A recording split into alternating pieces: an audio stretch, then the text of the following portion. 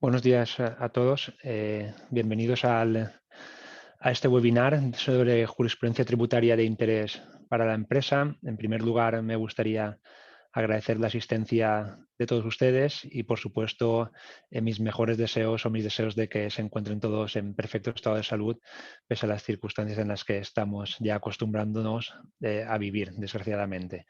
Este webinar se encuadra dentro de los webinars que organiza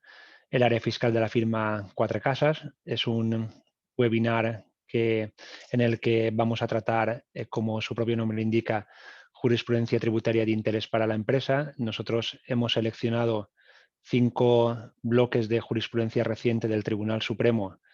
Evidentemente hay muchísimas más sentencias, pero debido al tiempo que tenemos y a lo que hemos considerado de interés, nos hemos centrado en estos 5 bloques que, desde nuestro punto de vista, están en boga últimamente. Van a ser, en primer lugar, hablaremos de las opciones tributarias en la reciente jurisprudencia del Tribunal Supremo. En segundo lugar, hablaremos del principio de íntegra regularización. En tercer lugar, una reciente sentencia, o no tan reciente, de octubre del 2020, que trata sobre las entradas y registros domiciliarios por la inspección de los tributos, qué requisitos judiciales son necesarios para su práctica. En cuarto lugar, hablaremos de 2 recientes sentencias del Tribunal Supremo en materia de intereses de demora tributarios, qué trato deben de tener a efectos del IRPF y qué trato deben de tener a efectos del impuesto sobre sociedades, si son deducibles o no deducibles. Y por último, concluiremos con unas sentencias que tratan del principio de buena administración. Los ponentes de la sesión seremos Rubén Díez, asociado de Cuatro Casas del área de litigación tributaria. Desempeña actualmente, después de pasar por la oficina de Barcelona, desempeña actualmente su trabajo en las oficinas de Alicante y Valencia, que conforman el grupo Levante de la firma Cuatro Casas, y yo mismo soy Salvador Llopis, que soy socio del área fiscal, del área de litigación tributaria, y que coordino este área de litigación tributaria en el grupo Levante del despacho Cuatro Casas. Bueno, sin más, si les parece, entramos en materia porque el tiempo es ajustado y, por supuesto, encantados de que nos formulen cualquier cuestión, cualquier pregunta que tengan al respecto sobre los temas que comentamos o sobre cualquier otra cuestión relacionada con la fiscalidad o con jurisprudencia del Supremo, y en la medida en la que podamos daremos respuesta. Las pueden formular a través del chat que está en el Zoom. Y nosotros al final de la sesión responderíamos las preguntas. Si no, en todo caso, se podrían enviar a nuestro email y contestaremos sin ningún tipo de problema a las preguntas que se formulen. Bueno, entrando ya en materia, como decía, el primer bloque de jurisprudencia que trataremos es en relación a las opciones tributarias. Ahí me gustaría partir de cuál es la génesis del problema con las opciones tributarias. Todo parte de que la Ley General Tributaria 58/2003, que ya queda lejos desde que se aprobó la misma y se publicó, el artículo 119 establece que las opciones tributarias deberán ejercitarse en el plazo reglamentariamente establecido de presentación de la declaración en las que las mismas se ejerciten, de tal forma que, en la medida en la que no se hayan ejercitado en dicho plazo, pues se genera la duda de si podrían o no ejercitarse a posteriori. Este precepto, unido a que el propio precepto guarda silencio sobre qué es una opción tributaria y cuál es su modo de ejercitarse, es decir, si se ha de ejercitar de forma expresa, si basta un ejercicio tácito en el sentido de que el no mm, optar por esta opción, perdón por la redundancia, significa que esté decantándome por otra, etcétera. Con lo cual, esta situación provoca que la administración tributaria haya o esté utilizando este precepto, el 119.3, para limitar cualquier ejercicio de opción,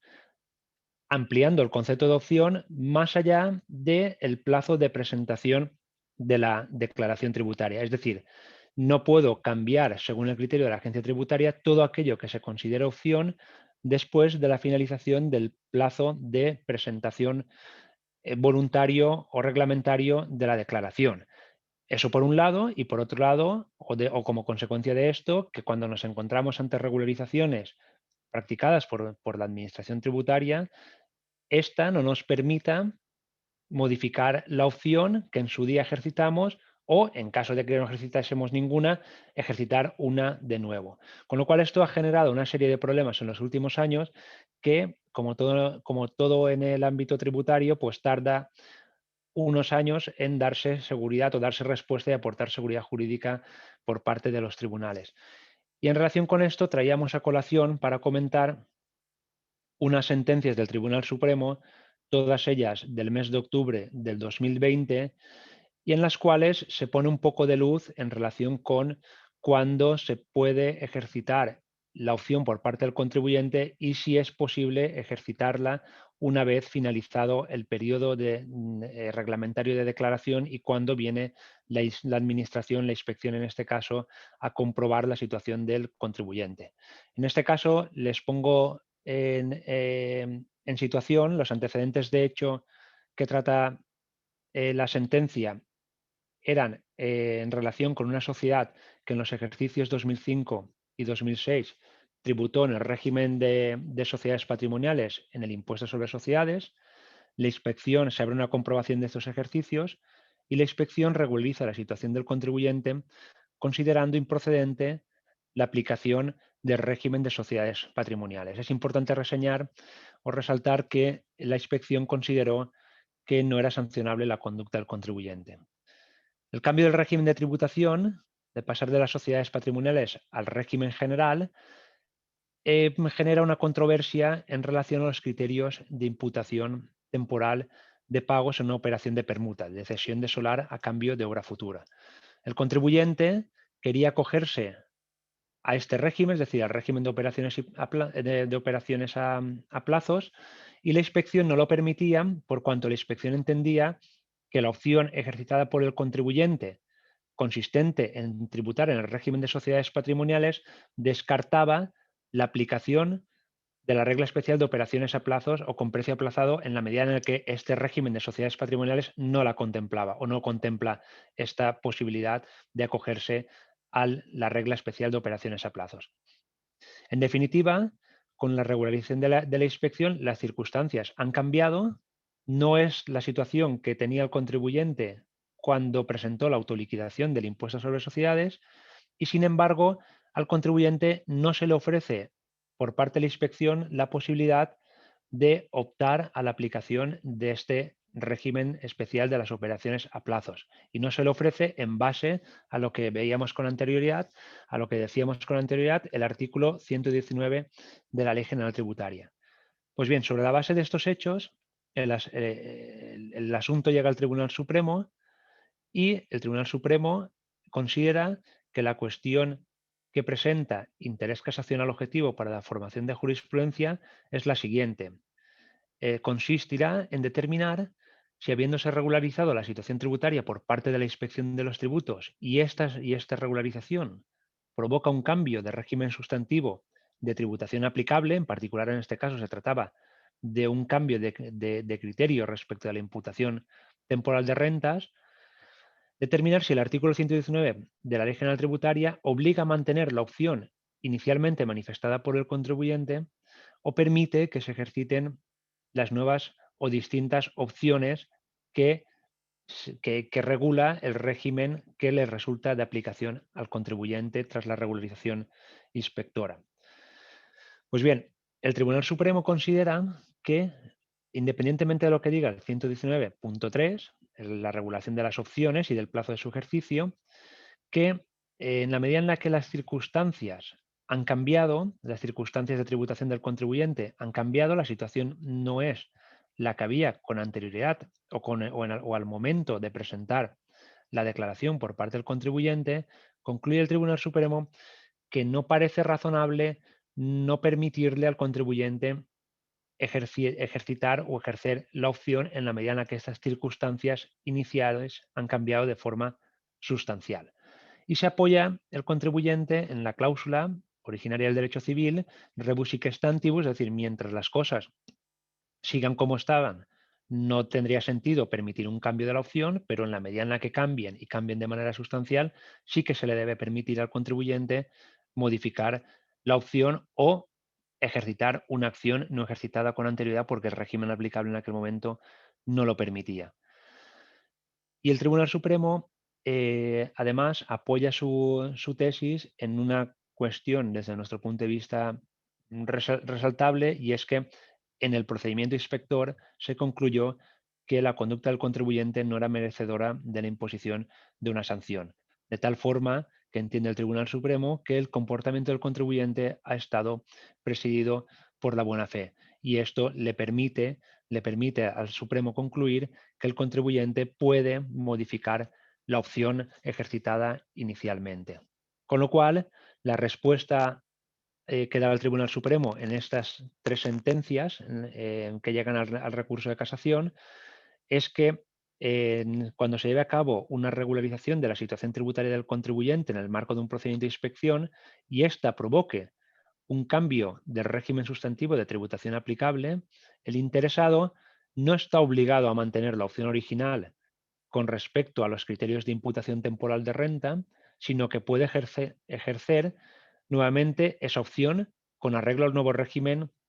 sustantivo que le era o que le es de aplicación. Siempre que, y matiza aquí el Supremo y exige que siempre que no haya habido, no se le hayan impuesto sanciones al contribuyente. Pues bien, con estas sentencias el Tribunal Supremo viene a concluir que por lo menos no resulta de aplicación el 119 en los términos tan estrictos como lo estaba planteando la Administración. Si bien este es un caso en el que se analizaba la modificación de los criterios de imputación temporal de la renta, creemos que es extrapolable a otros casos en los que mutatis mutandis se esté analizando supuestos similares, es decir, que haya un cambio de tributación sustantiva cuando la inspección lleve a cabo, la administración tributaria lleve a cabo una regularización de la situación del contribuyente. Bueno, estas sentencias consideramos que son relevantes porque pueden ser empleadas, ya digo, para cualquier procedimiento inspector en el que nos estén tratando de limitar la modificación de la opción ejercitada con anterioridad al momento de la presentación de la declaración. Y en relación con este tema, aunque no hay sentencias recientes por parte del Tribunal Supremo, sí que nos gustaría reseñar o traer a colación alguna jurisprudencia o algunas sentencias que se han ido dictando por parte de los tribunales en las que se analiza si la compensación de las bases imponibles negativas tiene, o el ejercicio del derecho a compensar las bases imponibles negativas, tiene que tratarse como una opción tributaria en sentido estricto y, por tanto, serle de aplicación los límites establecidos en el 119 que comentábamos anteriormente, o se trata de un derecho que le asiste al contribuyente y que, como tal, debería de poder ejercitarse en cualquier momento, independientemente de que haya finalizado o no el plazo reglamentario de declaración tributaria. Parece que la mayoría de las sentencias de los distintos tribunales superiores de justicia se pronuncian en la línea de que la compensación de bienes es un derecho que le asiste al contribuyente y, por tanto, debería poderlo ejercitar en cualquier momento. Aquí citábamos las sentencias de Valencia, del País Vasco, de Cantabria y de Cataluña, y recientemente una sentencia de la Audiencia Nacional de 11 de diciembre del 2020 que anula una resolución del Tribunal Económico Administrativo Central que tuvo bastante repercusión porque hacía un análisis de cuándo podía modificarse el criterio utilizado por el contribuyente en relación con la compensación de bienes en la autoliquidación presentada. Y bueno, la sentencia de la Audiencia Nacional viene a concluir que como tal, como derecho del contribuyente, no estamos ante una opción en sentido estricto y, por tanto, podría perfectamente el contribuyente modificar esta opción en autoliquidaciones posteriores a la presentada en el plazo de declaración voluntario, autoliquidaciones complementarias, por ejemplo, en las que resulta una mayor cuota tributaria, una mayor base imponible e incremente el contribuyente las bases imponibles a compensar, o sencillamente que el contribuyente hubiese presentado una autoliquidación en la que la base imponible fuese negativa, luego presenta una complementaria en la que es positiva y perfectamente ejercita su derecho a compensar. Bueno, la Audiencia Nacional concluye de manera rotunda que es un derecho del contribuyente, aunque, en mi opinión, yo creo que esta sentencia, si no ha sido recurrida al Tribunal Supremo, lo será y habrá auto de admisión en el que el Tribunal Supremo se pronunciará al respecto y pondrá luz sobre si la compensación de bienes es una opción tributaria en sentido estricto o es un derecho. Por contra están otras sentencias de otros tribunales superiores de justicia que aquí citábamos, más que nada por tenerlas localizadas, Castilla y León y Galicia, que entienden que estamos ante una acción tributaria. Y por último, un auto relativamente reciente del Tribunal Supremo de noviembre del 2020, en el que ya se va a pronunciar sobre la cuestión de interés casacional consistente en que si la compensación de las BINs ha de tratarse como un derecho o ha de tratarse como una opción y, por tanto, si es una opción, en qué plazo ha de ejercitarse. Veremos qué dice el Supremo al respecto y estaremos atentos para ver cuál es su pronunciamiento en relación con esta cuestión que al final seguro pondrá luz o dará luz al respecto de las controversias o los diferentes criterios que hay entre los tribunales superiores de justicia y la Audiencia Nacional. El otro bloque de jurisprudencia que queríamos tratar es aquel que versa sobre el principio de íntegra regularización. Como seguro sabrán ustedes, el principio de íntegra regularización es un principio que no está expresamente regulado en el ordenamiento jurídico, pero es un principio que deriva a su vez de otros principios, como es el principio de capacidad económica y de justicia tributaria, obviamente también del principio de prohibición de enriquecimiento injusto y del principio de buena fe en la actuación de la Administración. Y este principio obliga a la Administración a que cuando esté desarrollando sus actuaciones, sus competencias de comprobación e investigación, debe llevar a cabo todas las actuaciones desde un punto de vista material, sustantivo y procedimental necesarias para restablecer la legalidad. ¿Qué quiere yo decir? Que deberá llevar a cabo todas las actuaciones procesales y materiales que sean necesarias para que se cumpla con la normativa, tanto si le beneficia a la Administración como si le perjudica y, por tanto, beneficia al contribuyente. Es decir, deberá llevar a cabo, como el propio nombre del principio indica, una íntegra regularización. En relación con este principio, comentaremos dos sentencias que son del despacho y que además han motivado la emisión de una nota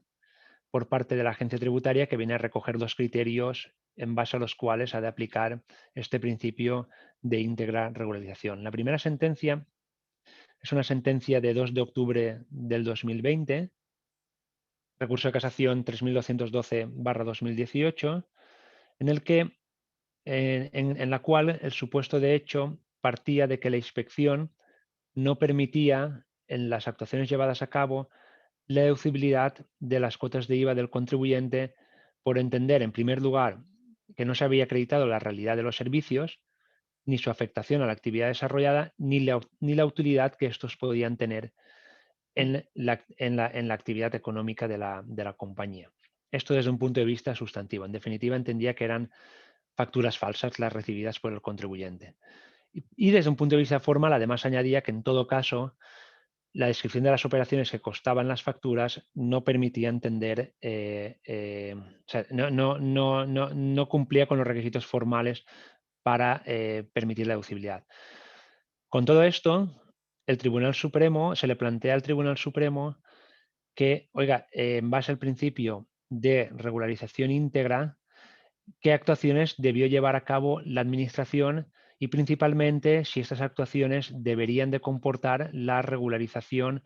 la devolución, perdón, de aquellas cuotas de IVA que había soportado indebidamente. El Tribunal Supremo viene a concluir que efectivamente en estos casos en los que se niega la deducibilidad de determinadas cuotas de IVA, se entiende que los servicios o bien no se han prestado o las facturas no cumplen con los requisitos formales, la Administración ha de llevar a cabo todo tipo de actuación desde un punto de vista procesal que le permita comprobar el cumplimiento de los requisitos establecidos en la normativa tributaria para que el contribuyente tenga derecho a la devolución de estas cuotas de IVA indebidamente soportadas. Con esto el Tribunal Supremo ordena la retroacción de actuaciones y le dice a la Administración que compruebe el cumplimiento de los requisitos del reglamento de revisión en vía administrativa para ver si el contribuyente al que le niega a usted las cuotas de IVA, la deducibilidad de las cuotas de IVA, tiene derecho a que se le devuelvan porque las soportó indebidamente. Y por otro lado, otra sentencia de 15 de octubre del 2020. En esta, si bien no se hace una aplicación tan estricta del principio de regularización íntegra, desde mi punto de vista lo relevante de esta sentencia es que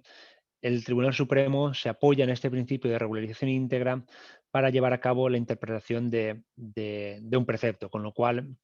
creo que se puede emplear también este principio no solamente para exigir estas regularizaciones íntegras en sede de las actuaciones inspectoras o de gestión, sino que también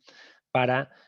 ayudarnos a interpretar determinados preceptos en beneficio de los derechos de los contribuyentes, ¿no? En este caso se trataba de una regularización tributaria en la que, la Administración había discutido la aplicación de la reducción o impedía la aplicación de la reducción del 60% sobre los rendimientos derivados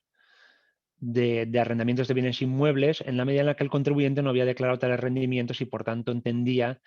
la inspección que de conformidad con lo que dice el precepto únicamente se aplica esta reducción cuando el contribuyente ha declarado tales rendimientos. En la medida en la que no lo ha hecho no resultará de aplicación. El Tribunal Supremo, en base al principio de íntegra regularización, viene a concluir que, oiga, que aunque la norma diga declarados, la interpretación debe ser más amplia, no debe ser tan restrictiva y, por tanto,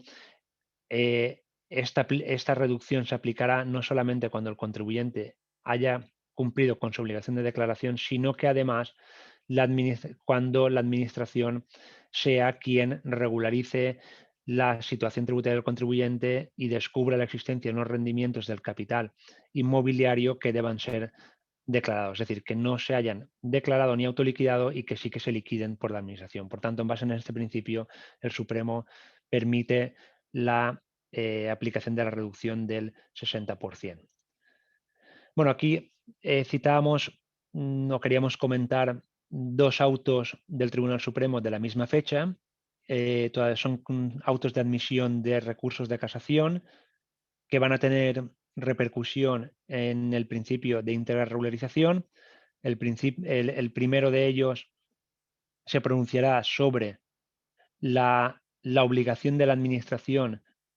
de regularizar no solamente aquellas cuotas de IVA que debió repercutir el contribuyente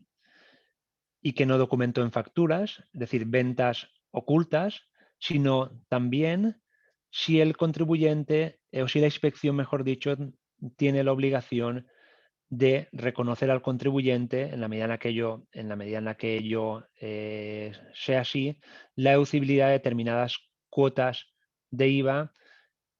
que fueron necesariamente, que fueron necesarios soportar para llevar a cabo las ventas no declaradas. El segundo auto del Tribunal Supremo, que admite también recurso de casación, se va a pronunciar, de la misma fecha, como decía, 18 de julio del 2019, se va a pronunciar en base a este principio de íntegra y completa regularización sobre si se ha de permitir al contribuyente deducirse aquellas cuotas de IVA que están documentadas en facturas a nombre de terceros cuando se ha concluido por la inspección que quien verdaderamente prestaba los servicios a los que iban vinculados estas facturas recibidas era otro, era el contribuyente. Por tanto, aplicando la figura de la simulación, regulariza las rentas en sede y incrementa la base imponible en sede del contribuyente inspeccionado. Y la cuestión que resolverá el Supremo será, oiga, en estos casos deberá la Administración trasladar las facturas que documenten los servicios prestados por aquel que realmente, perdón, recibidos por aquel que realmente no prestaba los servicios. Bueno, sobre esto, en base al principio de íntegra regularización, se pronunciará el Supremo. Supongo que por el ritmo que lleva el Supremo durante el año 2021 debería de suceder ya. El tercer bloque de jurisprudencia tiene que ver con las entradas y registros domiciliarios por la inspección de los tributos. En este traemos a colación una sentencia de 1 de octubre del 2020 que es muy relevante porque supone un cambio de paradigma en la forma de actuar por parte de la Administración en estas entradas y registros en los domicilios constitucionalmente protegidos. Y disculpadme que vaya rápido, pero es porque el tiempo pues, no, nos viene justo y tengo que dar paso a Rubén también para que exponga su parte, que también es relevante. En este caso, el Supremo lo que viene a decir es que, oiga, las actuaciones de la Administración de entrada y registro sí que podrán llevarse a cabo de manera sorpresiva en un domicilio constitucionalmente protegido. No es necesario avisar al contribuyente de que se vaya a proceder a la entrada, ni es necesario que el contribuyente se le dé trámite en el procedimiento judicial en el que en el que se está solicitando la autorización al juez de lo contencioso para que se permita la entrada en el domicilio constitucionalmente protegido. Hasta ahí todo correcto, todo como era hasta el momento, pero lo relevante de la sentencia es que dice, ahora bien, de conformidad con lo que dispone la Ley de la Jurisdicción Contencioso Administrativa, el artículo 8 en particular, en la medida en la que este artículo exige la existencia de un acto administrativo que se tenga que ejecutar para proceder a otorgar una entrada y registro, ello obliga a que en las actuaciones de inspección, en la medida en la que no hay ningún acto administrativo, cuanto menos será necesario que se hayan iniciado estas actuaciones por parte de la inspección y sea este acto, el de inicio, aunque es un acto de trámite, el que determine o el que justifique la adopción de la medida de entrada y registro en un domicilio constitucionalmente protegido. Con lo cual, la conclusión es que no podrá entrarse en el domicilio constitucionalmente protegido, no podrá concederse autorización judicial para la entrada en el domicilio constitucionalmente protegido del contribuyente sin que previamente se le haya notificado al contribuyente el inicio de actuaciones de inspección. Hasta la fecha era habitual que se iniciaran actuaciones con una entrada y registro directamente, con la personación de la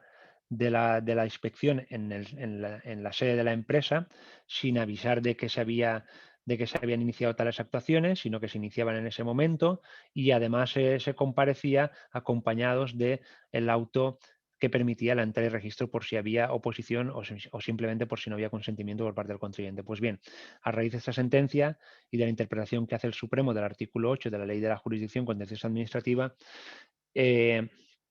no ha lugar a este tipo de inicios mediante comparecencia para entrada y registro, sino que previamente se tendrá que notificar la entrada y registro. Y por último, en relación con este punto, citar un auto del Tribunal Supremo de 14 de enero del 2021 que vendrá admite admite un recurso de casación y la cuestión con interés casacional versa sobre los efectos que tiene la anulación o la nulidad de la resolución judicial, del auto judicial que permitió la entrada y registro. Creo que va a ser una sentencia relevante en la medida en la que si concluye, en la medida en la que lo que concluya va a determinar pues, que en todos aquellos procedimientos de entrada y registro mediante auto judicial y que haya sido anulado, cuáles van a ser los efectos de esa anulación. Pues bien, como estamos acostumbrados a ver, la agencia tributaria no se aquieta ante las decisiones del Tribunal Supremo y simplemente a título, pues, más que nada informativo, comentar que nada más salió la sentencia, Hacienda ya a través del director general Jesús Gascón ya se procuró de indicar que se iba a reformar la ley para permitir a la inspección iniciar actuaciones de comprobación mediante una visita sorpresa a las empresas y con un auto judicial. Y en esta línea, pues ya se ha propuesto en el proyecto de ley tramitándose actualmente en las Cortes Generales de medidas para la prevención y lucha contra el fraude fiscal, una modificación de la Ley General Tributaria, en particular el artículo 113, que vendrá de aprobarse en este sentido, acompañada de una modificación de la Ley de la Jurisdicción Contencioso Administrativa,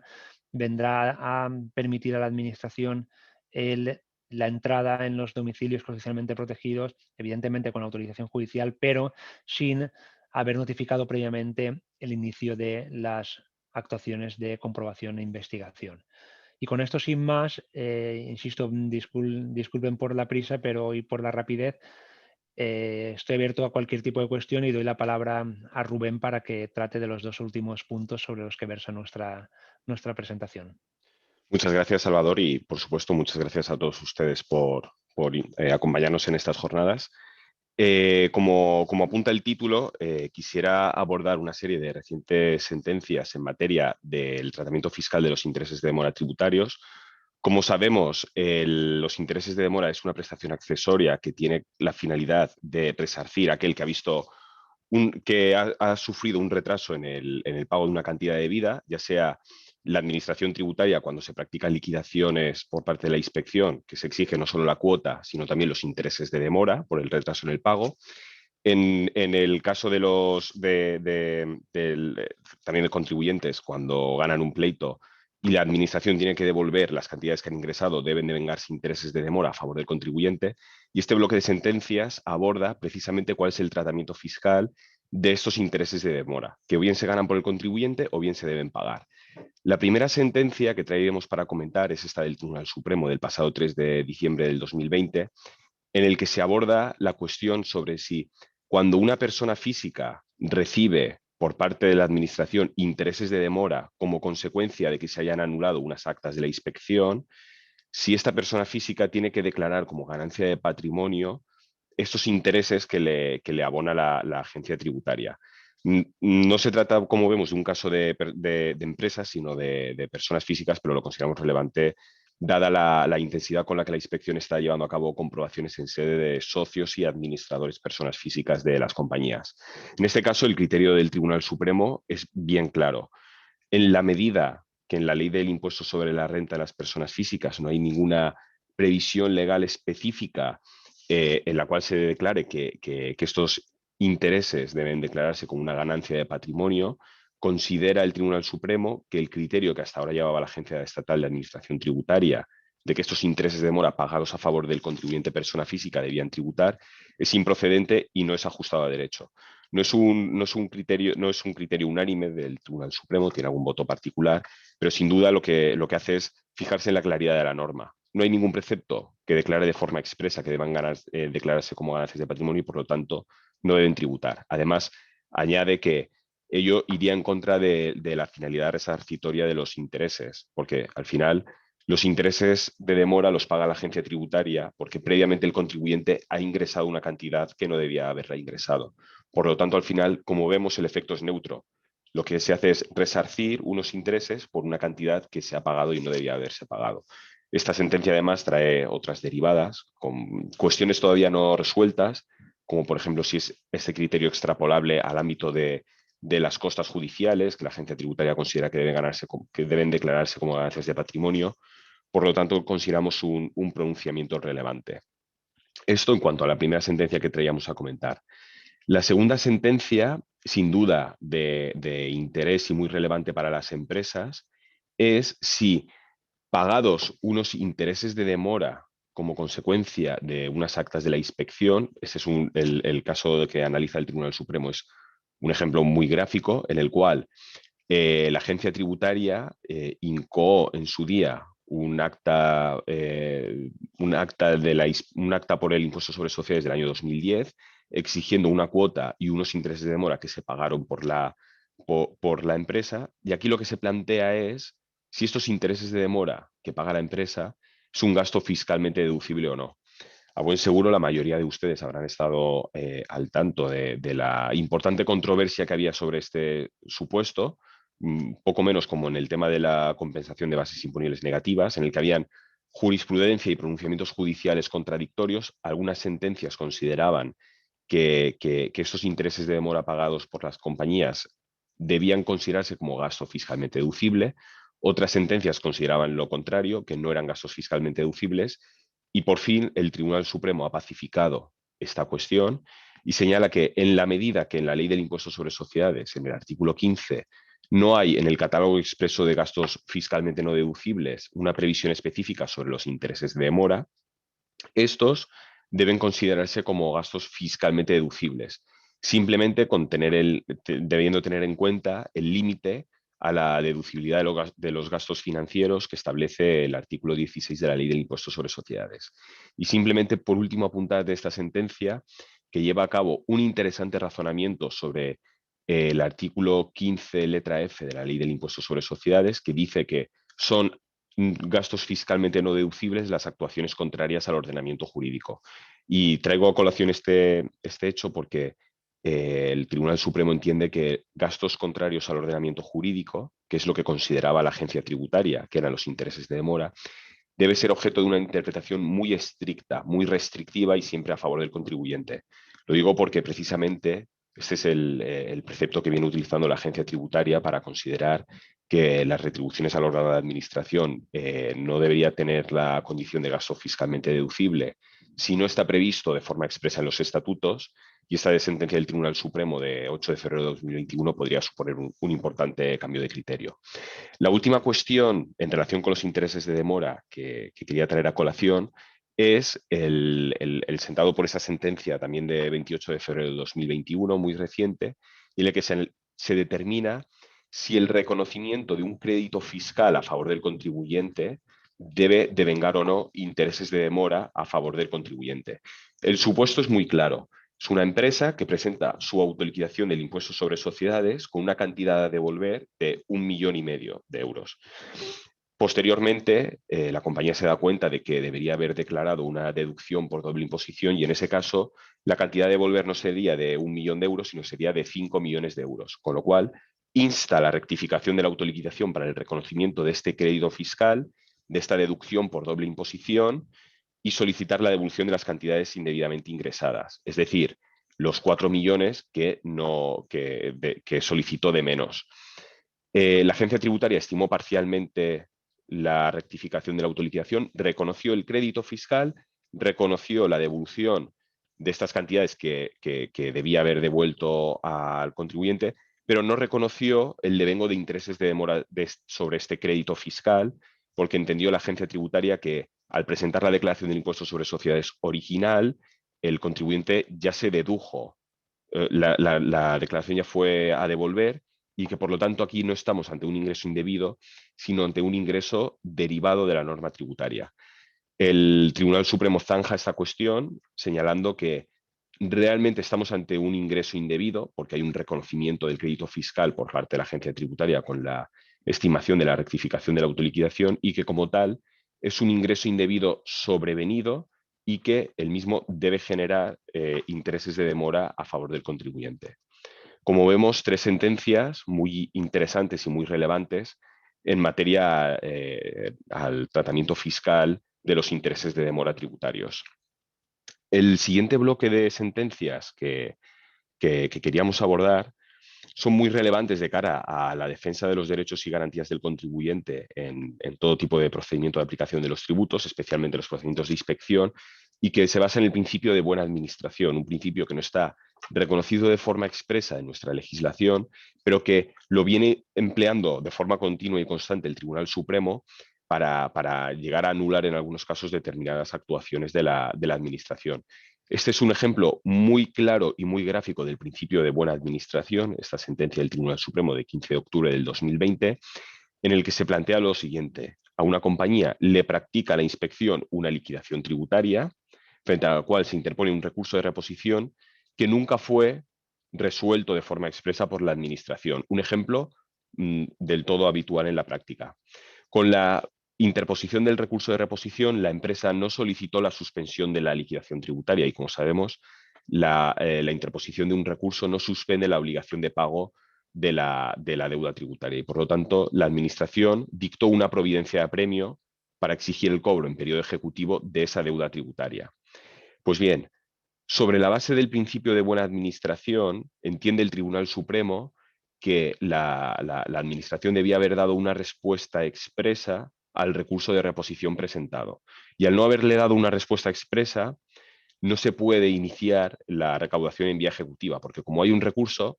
cabe la posibilidad o cabe la expectativa del contribuyente de que el recurso pueda ser estimado. Y por lo tanto, entiende aquí el Tribunal Supremo que dictar la providencia de apremio iría en contra del principio de buena administración. Como vemos, La ley es clara y con la ley en la mano la providencia de apremio estaría bien liquidada porque no se solicitó la suspensión con la interposición del recurso,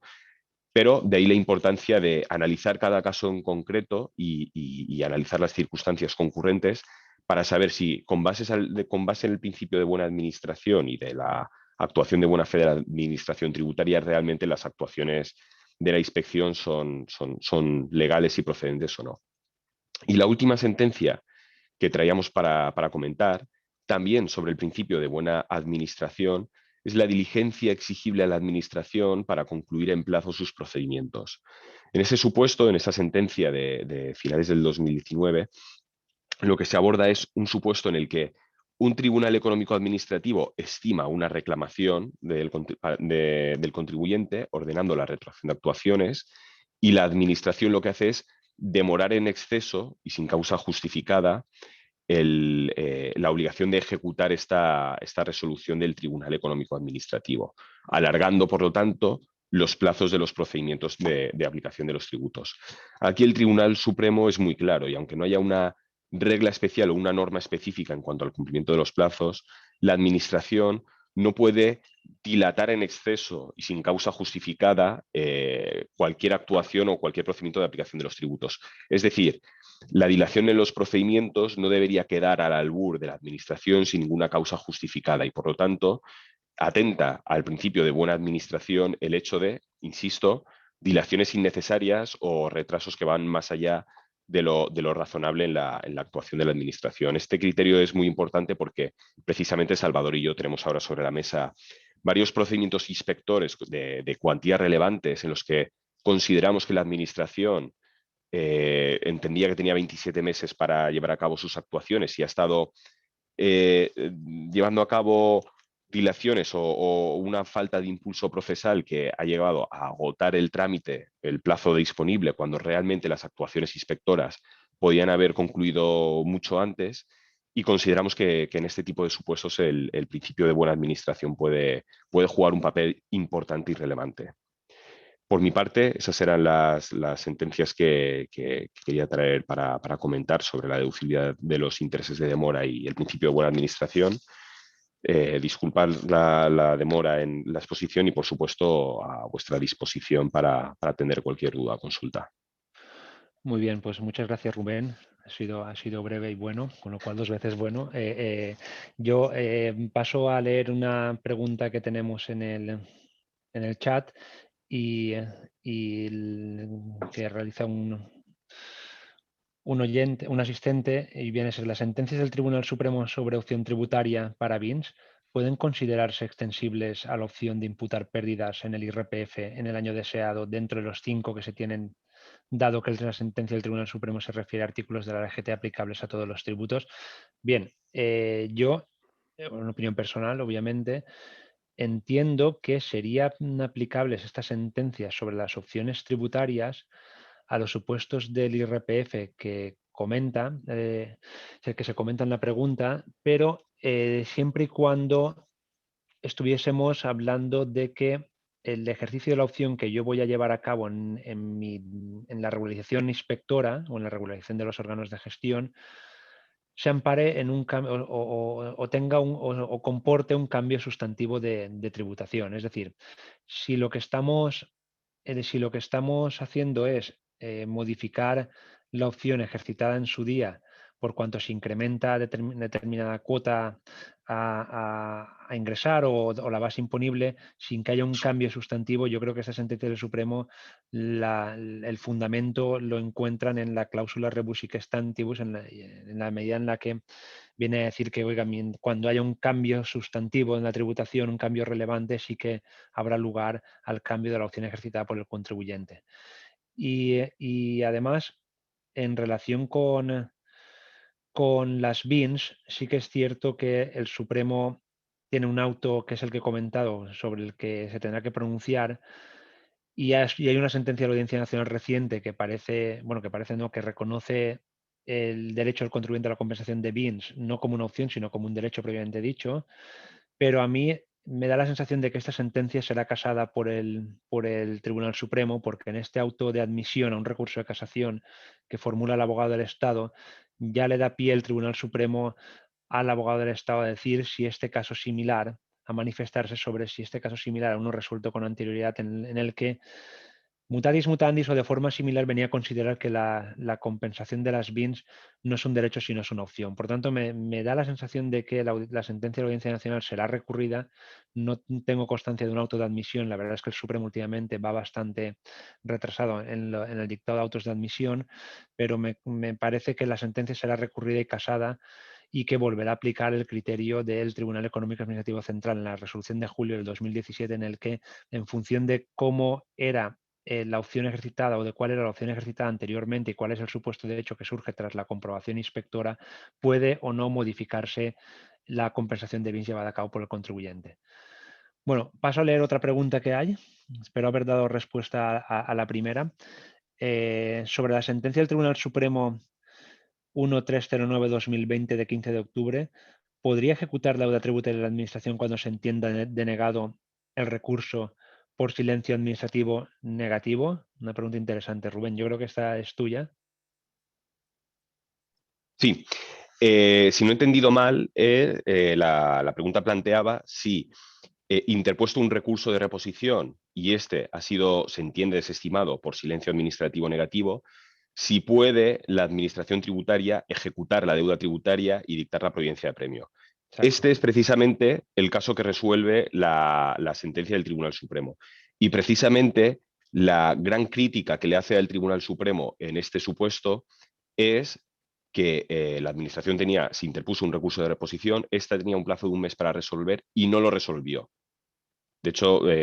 dejó transcurrir los plazos y cuando ya se entendía desestimada por silencio negativo el recurso de reposición es cuando dicta la providencia de premio. Aquí lo que viene a decir el Tribunal Supremo es, oiga, la Administración no puede dilatar los plazos que tiene porque tiene un plazo para resolver de un mes y si no lo ha resuelto en ese plazo, el contribuyente tiene que entender desestimada la resolución, pero ello no significa que no haya una sombra de duda sobre la legalidad de la liquidación. Y este viene a ser un poco el razonamiento que emplea en este caso el Tribunal Supremo.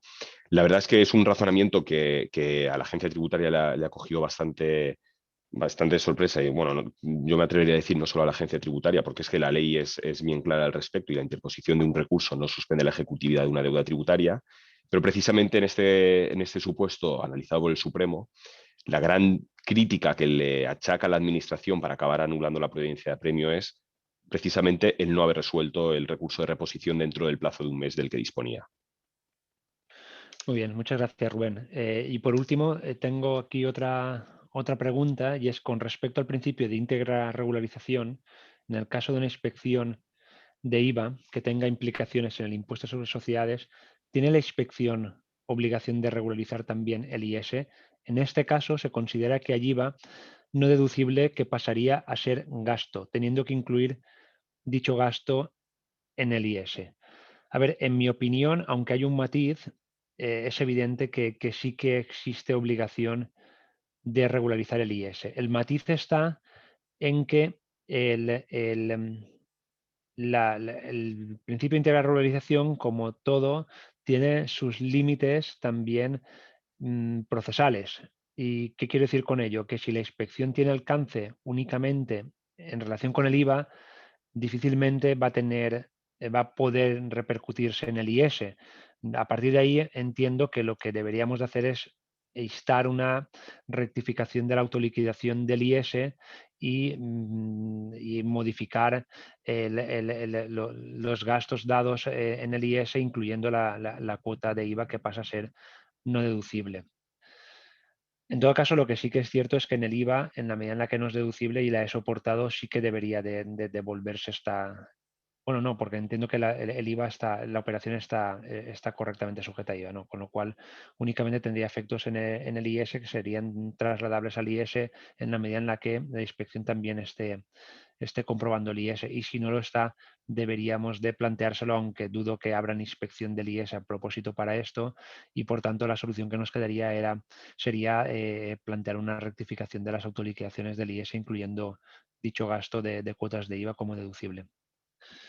Espero haber dado respuesta a la pregunta. Por lo que veo, no hay ninguna pregunta adicional. Yo, por reiterar el agradecimiento por la asistencia